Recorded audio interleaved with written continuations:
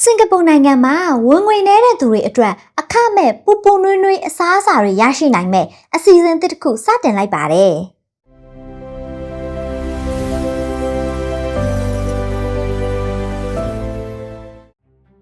စင်ကာပူနိုင်ငံမှာအရှေ့မြောက်ပိုင်းဒေသကဝင်ငွေနေတဲ့သူ3000ကျော်အတွက်အခမဲ့ပူပူနွေးနွေးအစားအစာတွေပေးမဲ့အစီအစဉ်တစ်ခုစတင်လိုက်ပါတယ်။ဒီအစီအစဉ်ကို One Meals North East လို့ခေါ်ပြီး OCBC နဲ့စင်ကာပူအရှေ့မြောက်ပိုင်းလူမှုဖွံ့ဖြိုးရေးကောင်စီတို့ကပူးပေါင်းစတင်ခဲ့တာပါ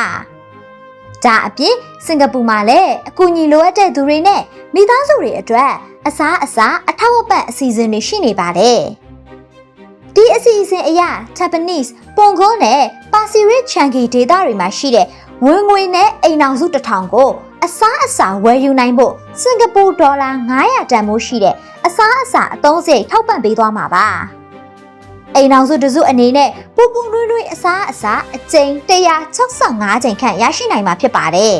။အစားတွေကို HDB အငှားတိုက်တွေရဲ့အနီးမှာရှိတဲ့အစားတက်တာ30ခန်းကနေရယူနိုင်မှာဖြစ်ပြီးတော့တတ်မှတ်ချက်နဲ့ကိုက်ညီတဲ့သူတွေက AMI App ကနေအစားရယူနိုင်မှာပါ။ဒီအစီအစဉ်ကစက်တင်ဘာလကစပြီးတစ်နှစ်အတွင်းပူပူနွေးနွေးအစားစုစုပေါင်း1,6500ခန့်ပေးသွားဖို့ရည်ရွယ်ထားပါတယ်။အစီအစဉ်ရဲ့စုစုပေါင်းတန်ဖိုးကစင်ကာပူဒေါ်လာ9သိန်းဖြစ်ပြီး OCBC နဲ့အရှေ့မြောက်ပိုင်းလူမှုဖွံ့ဖြိုးရေးကောင်စီတို့ကတစ်ဖက်ကိုစင်ကာပူဒေါ်လာ2သိန်းခွဲစီထည့်ဝင်ထားပါတယ်။ဒီလိုအစီအစဉ်ကဝင်ငွေနဲ့မိသားစုတွေအတွက်ပူပူနွေးနွေးအစားတွေကိုပုံမလွယ်ကူစွာရရှိစေမှာဖြစ်ပြီးစီးပွားရေးလုပ်ငန်းတွေနဲ့လူမှုအတိုင်းအဝိုင်းအဖွဲ့တွေပူးပေါင်းပြီးအကူအညီလိုအပ်သူတွေကိုကူညီပေးနေတယ်ဆိုတာကိုလည်းပြသနေပါတယ်။